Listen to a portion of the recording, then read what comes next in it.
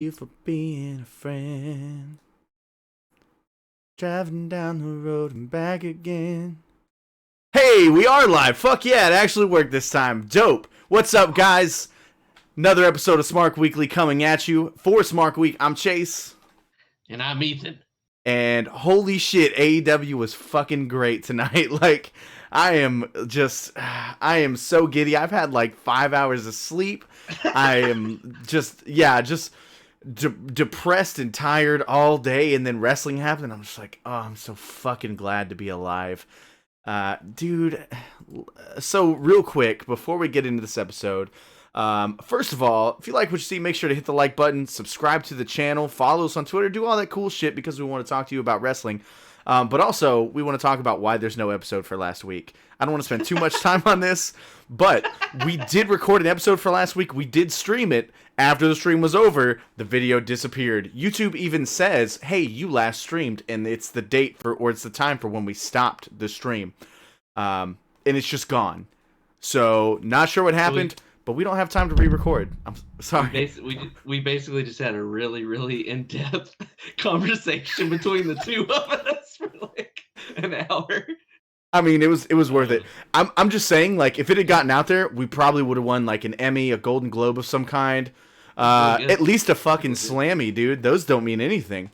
Roman Reigns wins all of them, but we could get one probably. Dude, but yeah, so apologize. That episode will just never exist. We're not going to go down the card. We went super in depth. We loved it. But this episode's even better. So it's a really good thing that they're not going to hear all those cancer jokes now, you know? Yeah. Oh, yeah, that's true. That's true. We'll save those for our WWE reviews. Yeah. So we're gonna start off the night with a bang, kind of like AEW did. The first match of the night, SCU versus Best Friends. We think we're gonna get Christopher Daniels and Frankie Kazarian versus Best Friends. But literally like 15 seconds in, this happened so fast that I actually had to ask Ethan what happened because I was heating up a slice of pizza because I hadn't eaten yet, so I was like, I'll just grab a quick dinner. I come back and Daniels is on the ground and Lucha Bros are already gone. And I'm like, what the fuck happened? Like, where is everybody? Yeah. But it was a really cool story that they told because then Scorpio Sky has to jump in the match. He's still in jeans. He's got just regular sneakers on. And it's one of those things like, hey, you've got to defend now or you're not doing it at all. We're just going to hand the match to Best Friends. So Scorpio Sky jumps in. Best Friends take advantage. They throw his shoe off at one point. This whole thing was like, look how good Scorpio Sky is even in these weird scenarios. And I loved it, dude. I thought it was great. Tons of tweets going out during this match. Scorpio Sky is going to be a star. I've always said Scorpio Sky was a star. People talking about how he's going to be a future world champion. I got to agree with that, dude. I think that's definitely where he's headed. Yeah, he's super, super impressive. I thought overall, I thought it was a great match. A lot of good back and forth.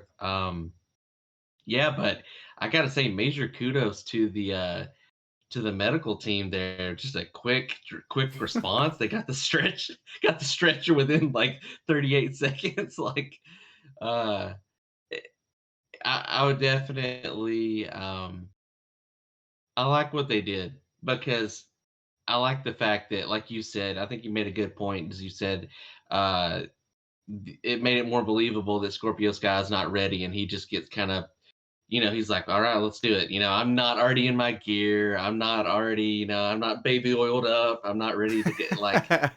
So I definitely I liked it for that. Hold on, it's Scorpio Sky, not Michael Nakazawa, right? That's true. You're talking about the baby oil. I just want to make sure that we were watching the same match. Yeah.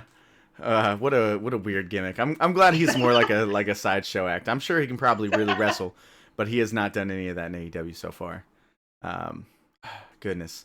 But yeah, dude. I mean, other than that, like, really nothing like it was a great match, but nothing super out of the ordinary. It was just Scorpio Sky like doing all these incredible things while in street clothes. Like, I really liked Kazarian's like turning leg drop off the second rope looked really, really good. Like he got so much elevation on it. It just looked like I haven't really seen. Maybe he does that a lot. I don't know. I haven't. It looked like it was new to me at least, and I was like, wow, that looked terrific. But overall, I mean, yeah, pretty solid match. I dig it. Yeah, man, and of course SCU gets the win over Best Friends. It's a nice like underdog tale because SCU normally wouldn't be the underdog in the story, but because of the situation they were put in, they became the underdog of the match. Even Scorpio Sky at one point is wrestling with only one shoe. He just takes the other shoe off and then he's just wrestling in his socks. Yeah, because he threw it in the crowd, and the crowd threw it back. Because Yeah. well, I think it's important to note that the SCU were kind of working as de facto heels because of the fact that Chucky Taylor he lives in Philadelphia. So this was like his hometown match. He had the crowd on his side. So the crowd was really, you could tell they were really pulling for Best Yeah, Friends. they were chanting But Best Friends pretty loud yeah, at a few points. and they definitely threw some boos at SCU. So I mean, I thought that was kind of, to me, that's neat because of the fact that it's like it doesn't always have to be heel or face. It's dynamic. It can change. It can be whatever the crowd wants it to be. It's not this determined thing where you only can work in this set way. So I thought that was interesting to see because I thought going into it, you know, is there going to be a heel dynamic in this at all? Because these are two pretty well liked teams, and I thought, by the way the crowd kind of influenced it, it told a little bit of story in the match. So I appreciate that. Yeah, honestly, I assumed that both tag team tournament matches tonight were going to be all faces, because of how over the teams are. But they still like picked sides based on what was going on, so that was pretty cool. Yeah. I love the fact that when you put on good wrestling matches, the crowd will go along with your face heel dynamic. Like you can tell them who's Yeah. face and who's heel, and they're not going to fight it because they're just enjoying what you're giving them. What a weird fucking Mhm. concept, but uh, cool. So yeah, they get the win. They're moving on to the next round. We'll talk about the rest of the tag team tournament progression in a little bit. Next up, we get an enhancement match. Santana and Ortiz versus the Beaver Boys. What a name. I did see Sean Ross Sapp of Fightful.com tweet out that one of the Beaver Boys, John Silver, I believe, was the one. Yeah. He's been an enhancement talent for like every major American wrestling company. So he's been all over TV as enhancement talent. So I thought that was super cool. That he's getting that kind of work. Like imagine just being like the jobber. Like when we need someone to lose, we're calling you. That's a movie right there. That you pick up the phone and like, hey, we need the That's jobber. it's actually a sequel to The Wrestler with Mickey Rourke. Like once you get so old, you're not you're still Randy the Ram, but you're not fucking winning anymore. When you have your retirement match and then you come back, it's just to lose a bunch. Yeah. Um, Yep. Man. But this is, I mean, it's a pretty simple match. It's just a lot of Santana and Ortiz showing off their offense, which I think is good because, again, some people haven't seen Impact, haven't seen Santana and Ortiz work yet. So it's nice to get to see their moves instead of them just kind of running in for beatdown angles. Yeah, I mean, I can speak, from my perspective because that was we had seen them live. I mean, we saw them at well, I don't even remember the pay per view now. Homecoming, dude. Yeah, yeah, there you go. Impact Homecoming. Yeah, I couldn't see, half that show because people were standing in front of us, so I tried to block it out. But from what I did see of them, no, like so tonight was kind of my first time seeing them really show off what they can do, and I felt like they did a pretty good job showcasing, like you said, their offense and kind of their dynamic and what they're about. I liked the him putting up the thing after scratching his back, him doing that. That got a nice pop from the crowd. Yeah. Um, and I'm very very excited to see this upcoming feud that was teased. Yeah, Man. and that's where I want to get to next. So they obviously Santana and Ortiz win this match. That shouldn't be surprising. Afterward, and this was kind of weird. Like it wasn't bad Yeah. weird, but it was weird. Chris Jericho pops up on the Definitely something they're Titantron, And he's cutting a promo about how Santana and Ortiz want to challenge the Young Bucks at Full Gear. But during this, Santana and Ortiz are on the stage shouting about how they're the best tag team and they want to challenge the Young Bucks at Full Gear. And it's like you can hear both going on at the same time, even though like Santana and Ortiz are quieter, at least over the TV stream, than Jericho is. You can still hear it, and it's just sort of like, why load us up with all of this? I don't know. It's sort of like, I assume a lot of it was Ortiz doing like his like psycho gimmick. The dude legit like, yeah, he's not just yeah, like I'm terrified of him, hitting himself in the head or anything. Yeah, but I'm the lip licking, him passing his tongue back and forth during promos, like him shouting just random things. It's not obscenities. It seems actually crazy, not aggressively crazy. He's just like Wendy's spicy chicken nuggets. Yeah, dude, just shouting whatever. But so he's like, best tag team, best tag team, best tag team, best tag team. At one point, he said best tag team at least like 14 times straight. Yeah, so, I was actually going to keep going if you didn't stop me. I was just that's all our review is going to be. I think you make a good point to me, and that's something that they'll probably like. A lot of these things are still going to be moments that they learn from, so they'll have to do kind of an either or situation. Because what I was thinking, I was like, yeah, I want to hear what Jericho's saying, and I don't like that they're yelling and yelling and yelling, but at the same time, I'm like, they're standing on the top of the ramp. What else are they going to do? They can't turn and look at they can't watch the screen with the crowd. Yeah. So they have to still kind of be trying to like play it up. So I think either it was kind of a wordy promo. I don't know. That was kind of it kept going, and they definitely could have stood in the ring and watched it though. It's less awkward when the wrestler's like, hey, they just like, they could have introed it. They could have brought it up.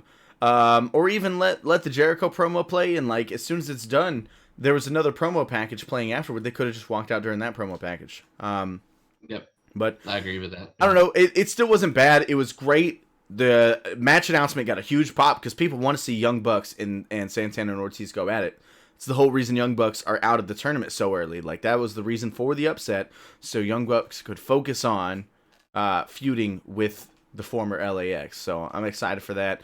Both teams are incredible, dude. The match we saw young LAX have with Phoenix and Penta at Homecoming was probably the craziest tag match I've ever seen in my entire life, dude. Some of the spots there, like I've never like legitimately jumped up for a pop. Like I've stood up to like be like, oh, but I like jumped up out of my seat. So I'm excited to see if they can make me do that like at home. Yeah. But I feel like they're gonna tear the house down. I'm very, dude, very I hope excited. so. I hope so. And let's be real. There's no hope. They're going to. It may not be like the best match in the world, but it's going to be an incredible match. So we have that to look forward to for Full Gear. Can't wait to review that show, dude, because we'll probably have Jonko with us as well. Dude, but so next up, this is gonna sound weird, but this is probably like my favorite part of the night, because I feel like this promo did such a good job of putting Cody in the spotlight of, hey, he can be a world champion. He should be a world champion. He was a world champion. But we get the video package. It starts off kind of strange. It was like Brandy's trying to talk to Cody, and he's like, yeah, sure, and walks away all depressed. And I'm like, what? But I also didn't realize it was a video package, like that kind of video package. I thought it was just like a short video of him, like, I thought it was going to lead into some kind of angle in the night or something. But then after that, there's you get clips of people like Brandy, MJF, DDP, DDP doing a Dusty Rhodes impression, which he seems to really like to do when he's doing like interviews about Cody. But they're all talking about how Cody is a champion. Like, even though he doesn't hold the belt, he is a champion. He wants the belt more than anything else. His entire reason for wrestling is to hold the world title, which I think is a great sentiment. Like, hey, he wants this, and he knows that he can get it. Especially having a guy like MJF in there. The heel dynamic he has, but this love for Cody, like, I feel like when he does and says things like this for Cody to help hype him, I feel like it works that much better because it's MJF. Yeah. If it was just some other face guy, I'd be like, oh yeah, it's a good guy talking about a good guy, sure, whatever. Um, Yeah. but I yeah, thought I thought the whole promo package went a long way. I mean, you even had his mom in there oh yeah, talking yeah, I about, forgot about that. yeah, had his mom talking about how this is his, what he's always wanted was to be champion, and and it's really, really super simple for me to sum this whole thing up. The way I felt at the end of it, I just kind of sat there for a moment. I'm watching it, and I'm like, that's better than anything WWE has done since I got back into watching WWE, which was in 2016, WrestleMania 2016. You're That's welcome. after 14 years. Who knows what I missed in between, whatever. But since I've been watching, they have yet to put together a promo package like that. There was an actual story that actually felt like it was a realistic portrayal. And so to me, I was like, that's what I want. I don't know if other wrestling fans want that, but if it is something that you want, it's easy to make the decision of what you want to watch because you've got this, and then you've got this other one where you're not getting it at all. So Yeah. Well, so I loved it. I absolutely loved it. the thing is, AEW and WWE are both going for reality. The problem is AEW is going for actual reality, like real life, and Yeah, WWE is going for reality television. yeah, And they are two very different things, and they are two very different audiences. And the wrestling audience does not go with the reality TV audience. That's why we're yeah, seeing declining ratings for things like Total Divas. Nobody gives a shit. They want the fights to feel real, but they still want the fights. Um, but yeah, I felt like this did a great job of. I think this is better than any like face to face or like beatdown angle they could have done. And if you remember, and again, this nobody will ever know except for us just talking about it now. But last week we talked about how the beatdown angles are cool, but we don't want to see them every week, and we didn't yeah, get yeah, one yeah. this week, which was nice. Like we got the celebration angle at the end, but nobody came out to like fight against them. Um, Hmm. we just got legitimate promos tonight, which I thought was a nice change of pace, and I'm glad that they're aware that they can't do the same thing over and over, because there was concern there. Cool. Next up on the card, man, AEW Women's Championship match: Riho versus Dr. Britt Baker. What'd you think about this match, dude? Uh, Dude, this was my match of the night. I was Okay, so I'll say this didn't start out like the other ones where I was just kind of like not interested. I did have a little bit of interest in this. I do like Britt Baker, and Rio was kind of growing on me. But to say that it exceeded my expectations, like I don't want to say this was. I found myself saying this is one of the best women's matches I've seen in a really long time. I don't even want to say that. I feel like that's a disservice kind of to Yeah, Britt it's Baker and Rio because I was like, this is one of the best matches I've seen in a really long time. It was just the way that they did it, the back and forth, everything throughout the match. They gave it a good amount of time, more time than they usually dedicate to women's matches, which I think really showed. And I absolutely, like I text you, like I went nuts for the ending because I knew what it was going to be. Um, she When Britt gets her in the goes for the what's it the lockjaw, lockjaw. which Great is I think name is for such a fucking a cool name. dentist doing a mandible claw. Is the When lockjaw is a perfect name. when she goes for it and Rio won't open her mouth, I'm popping. I'm marking out. Heather's watching me. I'm like, this is fucking fantastic. And then I'm going, just turn her over, turn her over, turn her over, because I'm like, you got to keep Rio strong. Yeah, and you This can't way make you Britt make Baker look bad either. exactly. And this way, I think both of them came out. It looked like an actual fight. It looked like no one looked weaker for it. And man, I just absolutely loved it. I was really I'm not expecting to like it as much as I did, man. Dude, I agree. And I think every time that we see Riho, she gets better and better.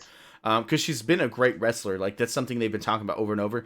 But I think now she's becoming a great TV wrestler, and I think the same thing for Britt Baker. Yeah. Britt Baker, like none of these people, they've wrestled all over the place before, but they've never been TV wrestlers, and if ever it was it was on TV or recorded, it was for like IWTV or something. It was never for an actual, like, it wasn't for TNT where there's a hard camera. Yeah. So they're learning these things, but these matches are getting progressively better. And I have to agree. I think this was definitely match of the night.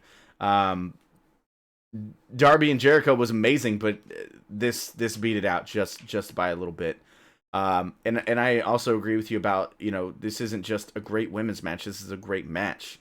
There's no Yeah. reason to put it in a box for women's wrestling, because AEW has made it a point to show like women's wrestling is just as good as men's wrestling if given the correct build and the correct time to let Mhm. these matches be great, which is something we get but very rarely in the WWE.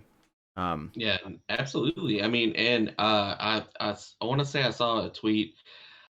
I don't know if it was Sean Ross Sapp or that all kind of ran together because I was kind of in his timeline tonight. But they said that Rio was signed for, I think, five dates or whatever. mhm. And this is actually her seventh.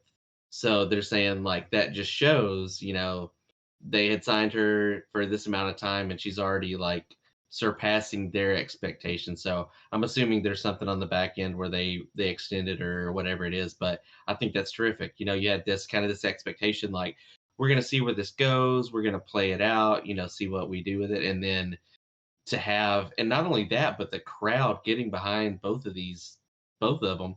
And specifically Rio, the crowd response has been so positive that I think that's terrific. They're seeing that and they're able to take her and run with her as champ. I think Yeah. it's great.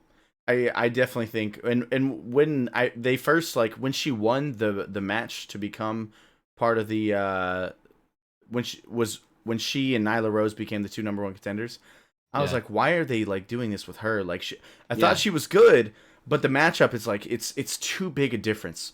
But one thing that AEW is proving is like the size does not matter. Like there's a lot of heart in wrestlers, and they're showing how heart comes through.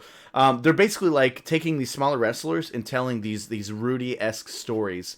For those of you who aren't familiar with that that reference, Rudy is a movie from like it's the late '80s, right? Late '80s, early Yeah. '90s, Yeah. starring Sean Astin as a guy who goes to Notre Dame to play football. And his whole dream is to play football or just be out for a game. Yeah. And when finally they put him out, he kicks some ass. He does a good job. Um, but it's like this underdog story, and it's become this Mhm. infamous underdog story. But we're kind of getting those Rudy-esque moments with people like Riho, people like Marco Stunt, which we'll get to in a second, because I'm great at segues apparently. but I thought that's what you were setting up for. I was yeah, like, here we I know go. I inadvertently, but I definitely am now. Yeah. But we do get the victory there from Riho. We get a nice standoff. It kind of looks like there's going to be a confrontation, and then we just get a handshake afterward. I'm glad Britt Baker is staying the route of the confident babyface. Um, she definitely doesn't like losing, but that's fine because you shouldn't. It's fucking losing. And like I said, I'm booking this one real time. I'm going. All right. I'm like, here's standoff. I'm like, shake hands, shake hands. You gotta shake hands. I was like, all right, there's the handshake. And like I said, they made a good point. No one, in my opinion, no one came out looking weaker. Well, I mean, sorry, Britt didn't come out looking any weaker. And then you No, have definitely them not. and have them on commentary make a point to say, this will not be her only shot at this title. Like she's going to be pursuing this down the road. So Definitely. you're keeping her in the picture as well. And I thought it was great storytelling and great overall. Well, it's good. What's nice is they used this women's title match, one to showcase how good these women are, two to make Riho look strong, as the champion. Like, hey, she can beat Britt Baker. She beat Nyla Rose, and now she's beating Britt Baker. She is legitimate. Um, but another thing that they did is they sort of made this a stop in the road that is the feud with B Priestley. They got over her feud with B Priestley during this title match. Hmm. They're progressing other storylines through these TV matches, which I love. Like everybody's got their own thing going on. Right now, Riho's only thing is defending the title. That's good. She's champion. That's what it should be. Yeah. But Britt Baker, they talked about, in the makeup trailer, like she said, "Hey, don't cover up the black eye. I want people to see. I want them to know. I want it to be a reminder of what B Priestley did to me." And they're gonna keep that going. I think we'll get that first match at Full Gear, and I can't wait to fucking see them one on one finally. Like nobody holding them back, nobody to tag out, no teases. We just actually get the match that we've all been wanting to see, and they're doing an awesome job of building that because they've not had the opportunity to go one on one yet. Um, Hmm. so I'm stoked for that. I can't wait. But I thought they did a really good job tonight, putting that feud over on commentary before the feud can really ever even like begin on TV. Um, I don't know. I just think it's a really good call on their part. Um, but after that match, we do get Lucha Bros versus Jurassic Express. I don't know if you knew this going into the show, Ethan. I didn't see it until afterward, but I guess earlier in the day they had broken the story that Luchasaurus wasn't going to be there because he had a legitimate leg injury.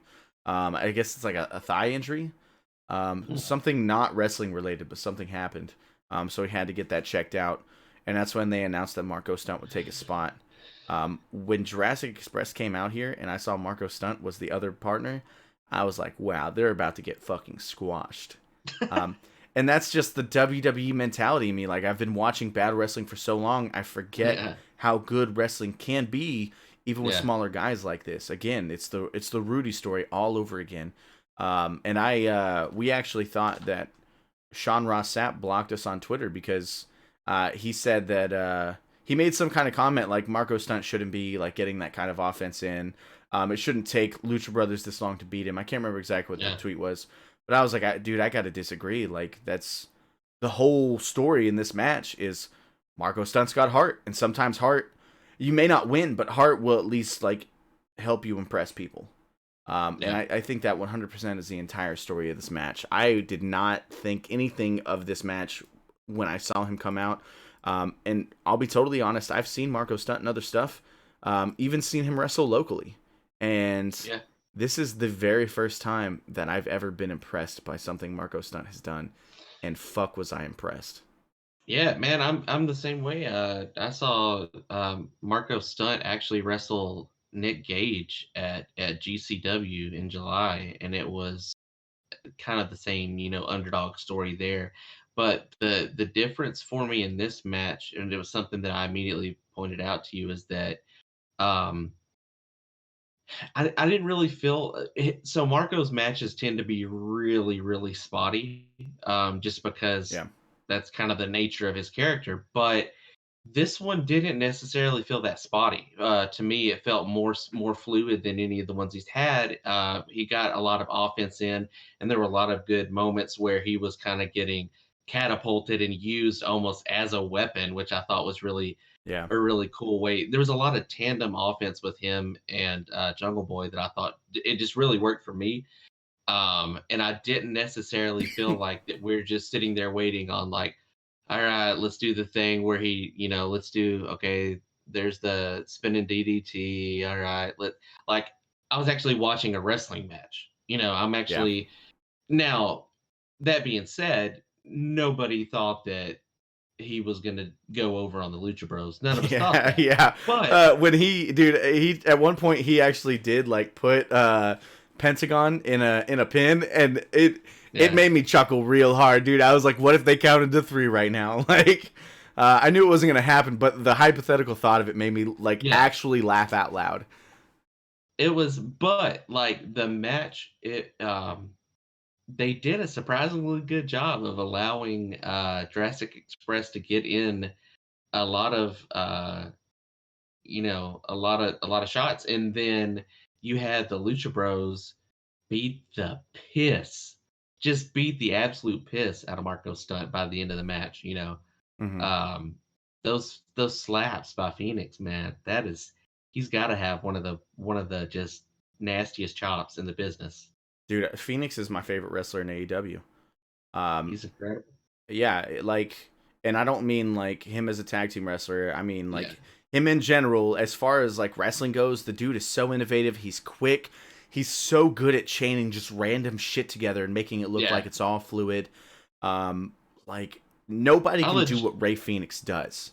I And legit think he could wrestle blindfolded. Like he's like yeah, it's like when you turn a cat upside down and you drop it, it just like automatically flips over and lands on its feet. Like he just doesn't. Well, I'm gonna jinx him now. He's gonna botch something. And I know I've seen him botch other stuff, but he is just like so fluid and so flawless while turning and moving and running on the ropes. I'm like, that doesn't even make sense. Why are you able to step on the rope and just turn your body like that? Like, so impressive every time I see him wrestle. Whenever he has a singles run, at some point, you know it's coming. I mean, I think he's a they'll be a singles tag champion, team right? for a while, but I do want to see both of them get singles runs because they're both incredible wrestlers in tag team and in solo.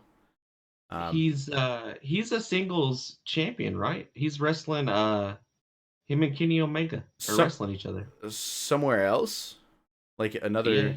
I'm sure, probably. and Um, maybe it may is be it AAA or I think so. is it AAA or CMLL? It's It's definitely not. AAA. Yeah, it's definitely not CMLL. But Um, now I'm curious. I mean that would be cool. I'm sure he is, and I'm sure he deserves it. In fact, I think last time I looked, I think he was their world champion. I think Phoenix was like their heavyweight champion, Yeah, which is again greatly deserved. But that was back before Cody and MJF took the trip down there for one of their like bigger pay-per-views. So it may have changed by now. it's actually Saturday. It's October the 19th. He's Oh the shit! Phoenix. Phoenix is the AAA. Of course, who knows if I'm saying that right? Because every time Excalibur says it, he does some sort of weird accent. Uh, or not weird, but it's the AAA Mega Championship. Is essentially he's defending it against Omega at AAA Heroes Immortales on Saturday. Dope. So I'm that's gonna be I'm amazing. I'm sure that'll be a great fucking show. Yeah, Ray Phoenix is a killer. I really hope that we get to see. Here's what I want. And then we'll get back on topic. I want to see a G1 style tournament with wrestlers in AEW. That way we can also get Luchasaurus in a singles scenario without breaking up his tag team. We can get Hmm. Jungle Boy in a singles scenario without breaking up their tag team. Same thing with Trent Beretta, who's an excellent fucking singles competitor. Um, Throw the Bucks in there for all I care. Like, let them do some singles matches too. But I Yeah. think that Scorpio Sky. definitely Scorpio, definitely Kaz. Shit, throw Daniels in there too. But I think we could have a really good like Yeah. G1 style tournament. And just like with what they're doing here, do it over TV, dude. Why not? Like progress storylines while you're doing this stuff. Because right now, through the tournament, they're progressing the storyline of Young Bucks have been eliminated and going after LAX. And then, of course, you now have a feud between SCU and Lucha Bros. Far Hmm. beyond what's in this tournament. And the thing is, Lucha Bros are going against SCU next week. So we get to kind of get that. But I'm kind of hoping that's not the end of it. I'm kind of hoping that SCU like wins that, but Lucha Bros cost them the titles against Private Party. Um, Is it? I thought I thought SCU was versus Dark Order. I I think it's. I thought Private Party was on the side of Dark Order. I'm not sure. We'd have to look at it, but Fact if if check. if not, that's even better because then they're pushing it off to the finals. We can do that at a pay-per-view and then have that. Yeah. And that's what I'm assuming they're going to do with these finals because the semifinals are next week. Um, we finally get to see the Dark Order wrestle, which, but at least we get that progression. I'm assuming they're going over on whoever they wrestle because they seem to be huge on Dark Order, but we'll see. I kind of want literally anyone else to win the tag titles. Literally anyone else. I'm not biased, but Yeah, I literally mean, anyone else. yeah, they were at the very bottom of mine. Yeah. If we were to do like a bracket style thing, they would have lost first round. They wouldn't have gotten the bye in my bracket. So it's whatever. Cool, but But we digress. Back to the yeah. Marco stunt match. I like how I was like, I'm just gonna talk about this one other thing and then we'll get back on topic, and then there's like three things later. Um, so Lucha Bros do eventually win, but Marco Stunt comes out looking. He sort of, in my eyes, shattered the glass, and now he's not just this kid that's in a wrestling ring. He looks legitimate because he has heart. Think like the story that Ali has over in WWE, minus them constantly changing his storyline. Yeah, But and his name. yeah. But Next week, Mark. yeah. Hey, whoa, that's too close to us, dude. I'll sue. Yeah, don't do Mark or Smark or anything like that. We'll fucking come after you. We didn't create the term, but we are claiming it. By the way, I did verify it is SCU versus the Dark Order and Private Party versus the Lucha Bros. So it's got to be SCU going over then. They're not going to build this story and then not go anywhere with it. At least I hope not. I mean, I guess SCU could be like their first title defense after they win, but I think Lucha Bros are taking that title. That's a story for another episode. Yeah, true. You're right. So next up, we get, and this match was fucking incredible too, dude. I love how we talk about match of the night, but in reality, like, a lot of these matches could have been match of the fucking night. We get Jon Moxley and Pac versus Kenny Omega and Hangman Page. Dude, all I gotta say is I love Hangman Page. My only like critique of his, and this is just me being silly, I think he may need a new finisher because it seems like everybody has learned how to knock him off balance and get to the ropes with his finisher. We get the same counter like every fucking time, dude. Like, hit him with the destroyer or something. Like, flip him the fuck over. But every single time he tries to go for Deadeye, dude, they just like, they like teeter and he falls toward the ropes and they just grab the ropes. It was just a random thought that I had. But other than that, I mean, we get a solid match, a lot of back and forth. I hate to jump to the end, dude, but the surprise in this whole thing, like, Moxley is looking to get himself disqualified, man, and he whips out the barbed wire, and Pac is like, "Hey, dude, I'm undefeated. You're not gonna screw this up for me." So Moxley says, "All right, man, do it on your own." Flips him off, hits him with the paradigm shift, walks off. And like, the funny thing is, when this happened, I started tweeting out, "Are we about to see Pac take his first pinfall?" And like right as I sent out the tweet, they pinned him and got the win. And I was like, "Oh, thank God I can type fast." Like, otherwise it would have been pointless to send it. Like, nobody cares at that point because we've already seen it. This guy's a great big phony. Yeah. Oh, you got a slowpoke sitting at the keyboard. This match, I thought this match was, I thought it was excellent, but this was Kenny Omega, and they made it a point to talk about it, and so it's Kenny Omega kind of getting his groove back. Definitely. He hits and they're very. If you're watching the other matches, you're picking up on things. You're picking up on the fact that he hits the Katara Crusher on Pac, whereas last time that he tried that, he misses it, and Pac just kips up. So this time you're actually seeing a progression of. It feels like he's kind of getting back to his normal routine. Man, I thought it was great. As the match progressed, I was thinking, who is gonna take the pinfall in this? Because I know, like you had said, like, who do you think it's gonna be? And I'm thinking nobody can take it. So then, yeah, I was worried that we were gonna get DQ here because I was like, I don't want to go the DQ route, but what else can they do? But they were bold with it. I like what they went with a tremendous amount more than the DQ. And then you have it set up the match for next week with Pac and Moxley. Yeah, but one thing that I do like here is they've already stated that the record is important, but if you're going for a singles title, the singles record is more important than your overall record. So, while Pac is now defeated, he's defeated in a tag team match, and that matters less, and I really like that. It's true. So, I thought that was a really good call. Yeah, dude, I can't get away from it. God damn it! Give me a second. Hey, you demon! My freaking cute dog, who's a jerk. I like let him run around the house. I was like, look, for an hour you can chew on whatever you want. I don't care. Destroy everything. I just need to be in here. But well, did you let them watch the? Maybe did they watch the show with you? They might just be. Yeah. I mean, they're just trying they're trying to catch the review. They're like, dude, we're the first subscribers you had. You're gonna lock us out of the fucking room. Sorry guys. I don't know what I'm gonna do about the dogs for these shows, dude. They've already eaten. I guess I can just leave them in. I'm just worried they'll start barking here too. Hey, yeah, I see you, asshole. But I was gonna. So like, I always say with these kind of matches, it doesn't make any sense, but I say it every time.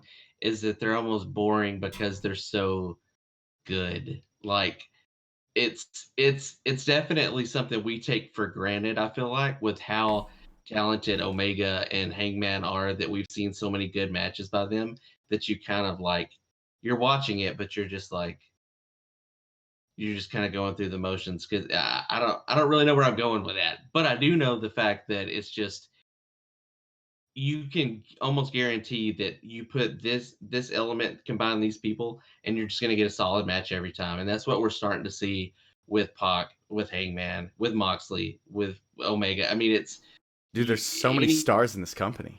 It's incredible. They're just going to deliver every single time they go out there. So yeah, and that's why they're selling out shows, because they have these wrestlers who are fucking 5-star machines, and they're going to go out there and put on fucking 5-star matches on TV, and then when we go to pay-per-view, they're going to be like 19 and a half goddamn stars, and we're going to suck that shit up too. We're going to fucking just take it all in and just be in awe of this incredible company that's finally not fucking us over as wrestling fans. And that's all I've wanted. That's all I've wanted for the past fucking decade. Is to not be treated like a goddamn idiot every time I say, well, okay, I'll give you one more shot.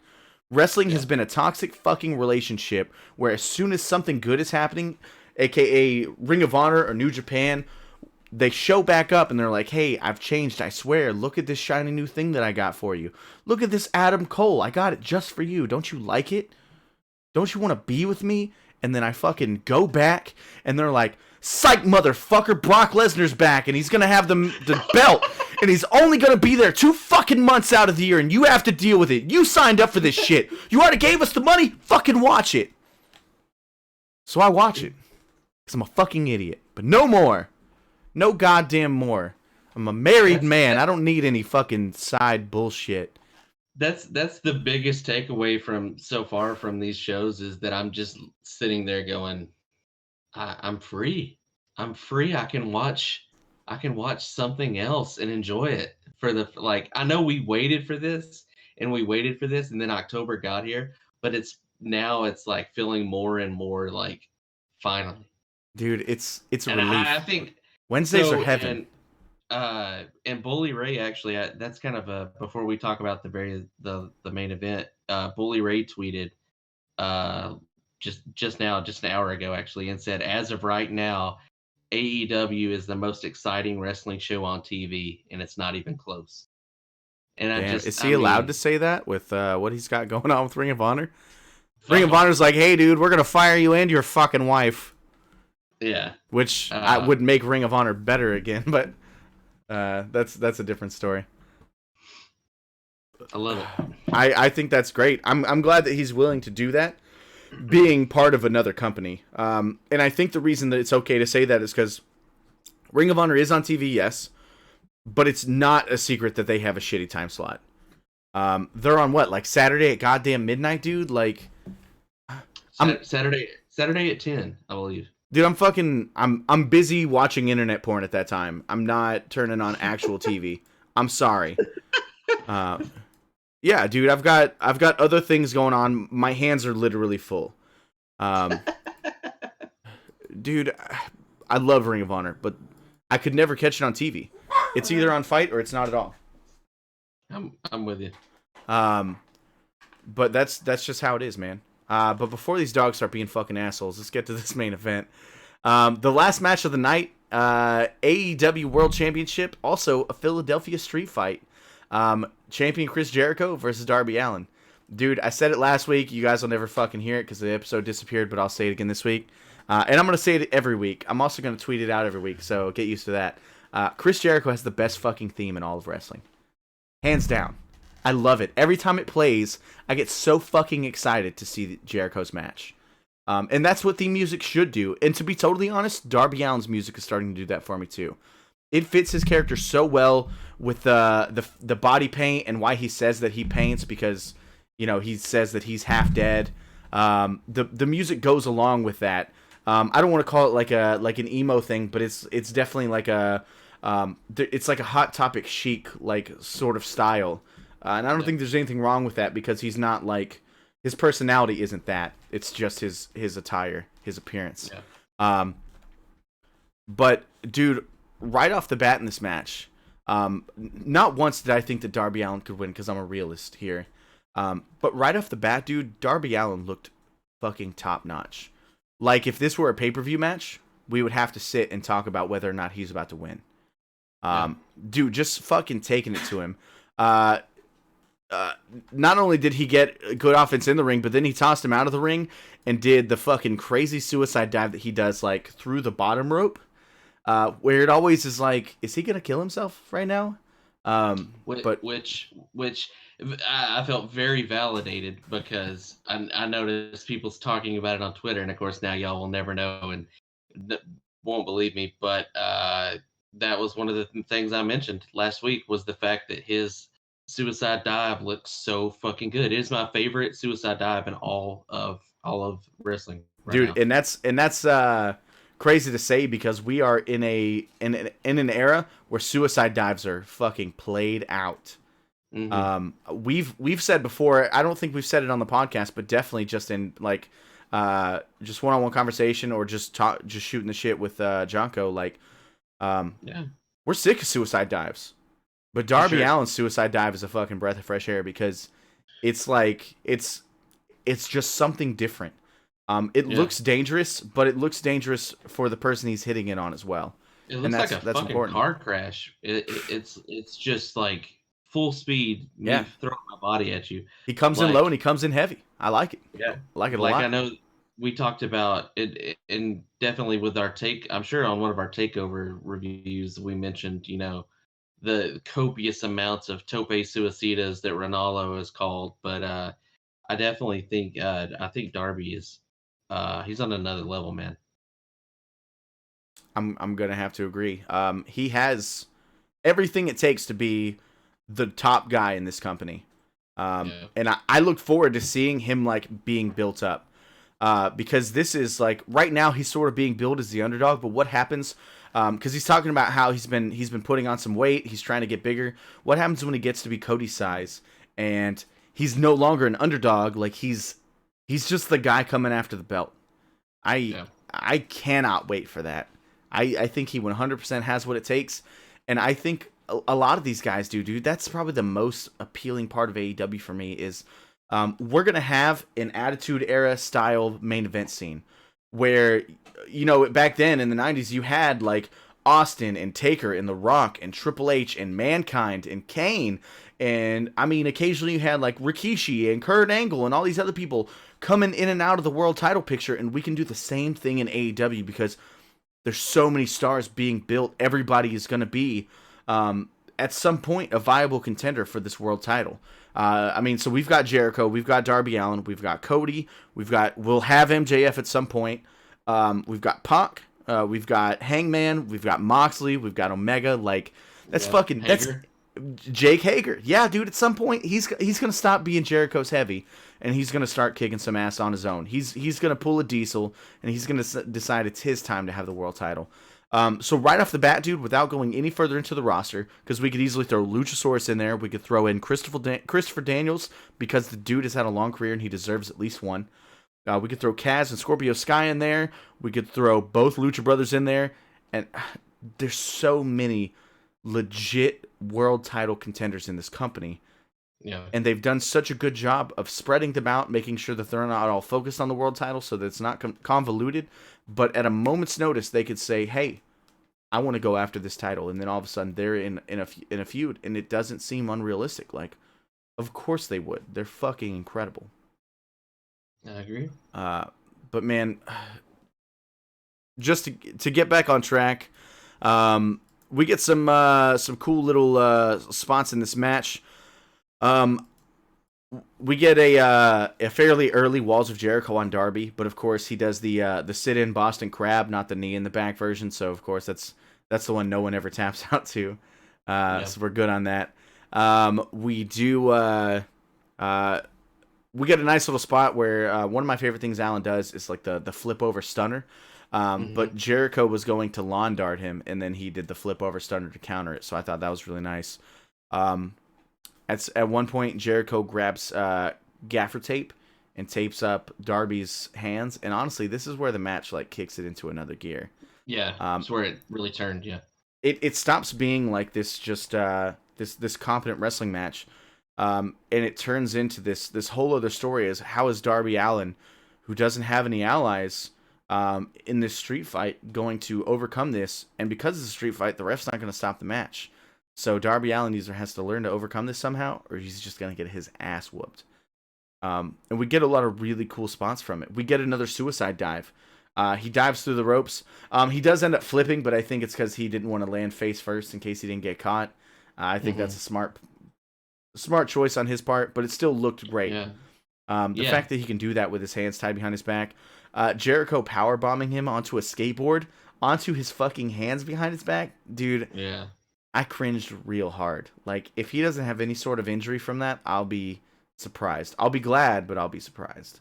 I have to say I popped majorly for the line salt, the note with the no arms line salt that he hit, that Allin hit. I was like, how did he? But how did he do that? Like, is he a cyborg or like some sort of reptilian creature, or like I don't understand how he's doing this stuff. Like, it's amazing. Dude, he's It just looks so good. athletic. It's insane.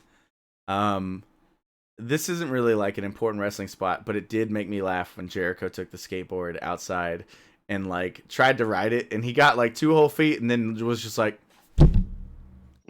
just posing like he just did this incredible thing, and then just sets the skateboard on the side and keeps going. Of course, everything gets back in the ring. Darby gets Jericho down, tries to go for the coffin drop with his hands tied behind his back, which, like, how cool is it that his finisher can 100% be done with his hands tied behind his back? So even if he has this severe handicap, he can still do his finisher. As long as he can climb to the top rope, he's set. So who knows? If Darby Allin happens to lose an arm in a car wreck or something, I think he's still got a career. I think if someone tied my hands to my like behind my back like that, I'm not sure I'd be able to even like get out of my bed. If they like tied my hands and laid me on my stomach, I would just be. And here you have him climbing the top rope, doing flips, like you said, able to perfectly execute Yeah, dude, the just coffin drop. being a boss. Yeah, He's doing all the shit that Scorpio Sky was doing in the opening match, but now he's not just in. It's not that he's in street clothes; it's that he has no fucking hands to do that with, which makes it that much more impressive. But so he goes up for the coffin drop. We get Jake Hager come out, shoves him off the rope. Jericho hits him with the line tamer, this time with the knee in the back. That's the key. Jericho needs to figure that shit out. Stop sitting out. Do one all the time. That way you never know, because it's a huge tell. But I don't know. I get it, I guess. I'm sure the knee thing is super fucking uncomfortable for the guy in the ring, and you're already like legitimately getting your ass kicked. Might as well be as nice about it as possible. There was a couple things just to note during the match for me, just random things I pointed out. One was that it seemed like Jim Ross didn't really know what to call. Like, he didn't know whether or not Walls of Jericho was okay to use. They kind of went back and forth. Like, Excalibur kind of tried to like correct him at one point. It was like, oh, there's a line tamer, like they kind of. That was a little bit weird. I would look for them to try to get some clarification on that going forward. Like, hey, what are we calling this thing? Because we don't want to step all over WWE's toes with calling it the Walls of Jericho or whatever it may be. And the other thing was, and I know we talked about I this, think was they called it the Walls in New Japan though, right? Like that. I'm pretty sure that's his name. think so. I mean, Jim Ross tonight definitely called it the Walls. Maybe if they just call it that, they're okay. Or I don't know. I I think don't know how Jericho that works. has copyrights to all of that stuff because he can even his name like that's his. That's he came up with all of that stuff. Like 'cause the dude's a legit genius and always has been. Um, but yeah, he was one of the people smart enough to like copyright his own things. Um, Yeah. The other thing was, and I know you and I mentioned this, was like the rope break element. So yeah, that that was was kind kind of of strange. the crowd wasn't for it. They chanted, "It's a street fight." You know, they were chanting, "It's a street fight." Yeah. Um, And so I I, don't blame him. You said it. I think you were the one that called it out, but you were like, yeah, they put it over on commentary, but unfortunately, in the building, you can't hear what commentary is doing. So while the people at TV now understand, like, hey, there's going to be rope breaks even though there's no DQ. yeah, Um, Watching in the arena, like that's understandably confusing as fuck. They should have said something to them as well, like announce the rules during the commercial or something. Let people yeah, know, hey, this is about to happen. I agree. Maybe that's what it is in Philadelphia, dude. In Philadelphia, like you could still have street fights, but Philadelphia is all about some goddamn rope breaks. They need it. They're all about it. If there's two things that they love, it's fucking freedom and rope breaks. Um, so, but that's fine, man. Honestly, I don't think it took away from the match too much. It was a little confusing, but ultimately the match was still good and it still did what it needed to do. It made Darby Allin look like he could be a world champion in the future. Which, dude, huge props to Jericho for making all these dudes look so fucking good as he's wrestling them. I mean, he still gets to be world champion, but he is doing such a service to every single one of these guys he's getting in the ring with. And I think that's Mhm. awesome because when you're at Jericho's level, you don't have to do that shit. You could be Triple H and just fucking beat everybody if you wanted to. Yeah, Um, but that doesn't do anything. It doesn't create stars. It makes you the WWE, which I don't know if you've noticed, but nobody wants that. Um, but yeah, so Jericho does win. Afterward, I really like that we get like the bubbly celebration. They all come out with the champagne and start shaking it up and spewing it everywhere. I thought that was a really nice touch. Even though this is like a TV title win, it makes the title win feel important. And of course, this is like the current thing that Jericho's doing. It's like a meme on the internet. There's T-shirts out about it. I don't know if you saw. There's a guy in the front row that said he had the Straight Out of Compton shirt, but it said Straight Out of the Bubbly. Um, I thought that I, was a really funny shirt. I So did see that the bubbly soda company sent Jericho a bunch of free stuff, yeah, which is amazing. and that started from a Twitter conversation they had from the meme. Someone was like, is like, hey, at Bubbly, are you gonna get in on this? And at Bubbly's like, we'll talk. And then of course afterward we get the photo where they send the giant bubbly bag. Um, I think that's a great touch. It does a lot for Bubbly's PR, but also like helps push the meme, sell shirts, and of course keep Jericho in the spotlight, even outside of just TNT's promotion and Yeah, AEW's promotion. So, it's a win for everybody. I like that a lot.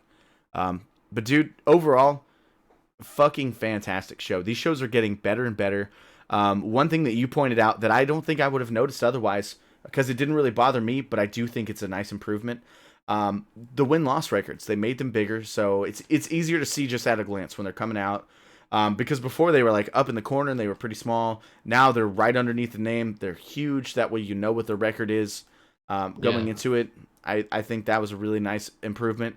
And then also, dude, and I hate to say this, but the only reason I know this, and or even like thought to look for it, was because I heard Jim Cornette talking about. He was talking about NWA Power, about how hmm, as doing like arena wrestling like that, a lot of there's all these studio guys who aren't used to shooting wrestling. And so they're hmm, missing a lot of stuff, or the angles aren't right at certain times. Sometimes they're in too tight when they should be pulled out, and vice versa. And honestly, as he was talking about it for NWA, I was like, wow, we've actually gotten a lot of that for AEW as well. Think about the pay-per-views where there was a lot of things that got missed or almost got missed, or you just saw yeah, it in the corner because the camera was in the right place at the right time. Tonight, I think, was the first time we didn't really have any camera miscues, at least not any that I saw. Like, it seemed like the camera was always where it needed to be, and we were always catching the action. And I think that's one of those things that just took time, but I'm glad that we're there. I think they only missed one thing. I think they missed a Jungle Boy springboard off the second rope to the outside. That was the only one I noticed. It is getting progressively better. I think one thing they're trying to do is they're trying to definitely stay long enough on people to let them emote for the cameras. Definitely. But at the same time, I think that's something that's going to come with timing. And I think that also sort of, the people that are doing that for the camera, they have to also know when something else is about to happen in the match. You kind of got to pull it in and let the camera take away from you. Yeah. I mean, so I think maybe they just need to increase their delay feed, at least until they're used to it. Because the thing is, if you've got multiple cameras everywhere in the ring, then if you're on delay feed, you can just choose which camera is going to show up during the actual live broadcast. And I don't think anybody's going to care if you're like 2 or 3 minutes behind. That way you have Yeah, time to do those things, or even seconds, like 30, 45 seconds behind. That way you have enough time to do that delay and figure out which camera is going to be there for each move. But again, it's getting better. I honestly didn't see that one. I must have looked away for a second. But if that's the only one, still a huge improvement, and I'm glad that they are absolutely. making the effort to get those things better. Um, Dude, AEW is the fucking future of wrestling. I'm so excited to be a part of it. I'm glad to be doing the show. I'm glad you're here doing the show with me. Um, like Wednesday is the fucking day that I look forward to every week now. Yeah, And I never thought that was ever going to be the case for any reason whatsoever. Uh, it absolutely is. I mean, it's taken an otherwise completely pointless day of the week and made it one where like I wake up and I'm like, fuck, I don't want to go to work today, and then I'm like, oh, but fucking AEW's on tonight. We got this shit. All yeah, right, let's dude. go. Like, it gives you something to look forward to, and that's what's funny is like that comes off. That may sound kind of silly, but there's a lot of people out there that need something like that. They need something to look forward to, whatever it is, whatever it may be, whether it's I a agree, man. game coming a game coming out or something. And like this is actually providing so much enjoyment to these people that it Dude, it feels makes my great. work week feel shorter. Like that's how good it is. Yeah, Real quick, we do have some chatters over here on YouTube. Jason Voorhees says Lucha Brothers selling for Marco was class act. First of all, Jason, great fucking name. We are both pretty big horror fans, so appreciate you stopping by, man. Agreed, and we actually talked about it a little bit earlier. Marco kind of got the Rudy treatment tonight. He seemed like the underdog, but he had so much heart that he lasted. And Lucha Bros put him over in a big way, even though they got the win. So I'm glad that you feel that way because I know not everybody does, but this is wrestling, and honestly, AEW is trying to make everybody look good, and they're doing it in a great way. Lucha Brothers didn't lose anything because they won the fucking match. They're moving on in the tournament. But Marco Stunt looks like he can take a couple punches to the dome before he goes down. So yeah, I think that is a great call, and I'm glad that Lucha Brothers didn't have any issues with doing that for a guy that's the size of Marco Stunt. agreed. You got anything to add to that, man? Um, I there's a real sense of I didn't know anything about the Lucha Bros going into until the last year or so, and just the fact of seeing them how they're such professionals with everything they do. And it's awesome to see the fact that like you said, that they're willing to put somebody over in that case, and they're not going to let their egos get involved with it. So Definitely. I mean, just like Jason said in the chat, dude. They're class acts. They are 100% professionals. They're great at what they do. They're not dangerous to work with, and they're stars. Whether they're a tag team or singles wrestlers, they're 100% some of the best in the world. I Real agree. quick, we got one more question in the chat, and then we'll wrap it up. I'll let you answer this one first. Do you think it was a change of plan to have Lucha Bros win instead of Jurassic Express because Luchasaurus got hurt? Um, I don't think so. I think the plan was probably for Lucha Bros to go over, to the point where I almost felt like this was kind of a blessing in disguise, for Jurassic Express, due to the fact that you get to essentially still keep them looking really strong. You know, not their fault that they had a legit injury come up. That kind of stuff happens. Yeah, and So out of now, wrestling injury too. Like it's not like somebody exactly. hurt him in the ring. Um, So now you don't have to let the combination of Luchasaurus and Jungle Boy take a loss. So you kind of get a get out of jail free card. You get a free booking, be able to keep one of your teams strong, by having the Marco stunt fill in. So I feel like it's my personal take, and I think we talked about this probably last week in our hidden episode. That I think Lucha Bros will probably would be my pick to you know, take the belts when it's all said and done. So yeah, I'm gonna have to agree there. I think Lucha Bros are gonna be our first ever champions. So Jason, I can actually see this two different ways. I think if Jurassic Express was originally supposed to win, then I think SCU was also supposed to lose their next round match. The reason being is that clearly the feud being planned is SCU versus Lucha Bros. So they're either going to meet in the finals or they were going to have just a grudge match at Full Gear. yeah, So I could see it either way. I do think it would be kind of weird to do two underdog angles in the same tournament, though, because yeah, as good as Luchasaurus and Jungle Boy are together, they are 100% underdogs against Lucha Bros. Most people are, and that's totally fine. But that's gonna do it for us tonight, guys. If you like what you see, make sure to hit that subscribe button, hit that bell notification. That way you can see when we do go live.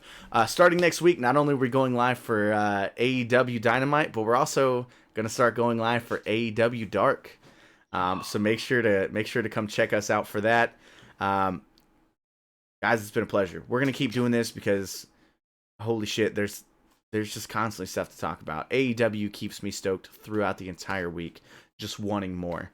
But we'll be live for those. Make sure to check out our previous videos as well. For Smark Week, I'm Chase. I'm Ethan. Have a good night, guys.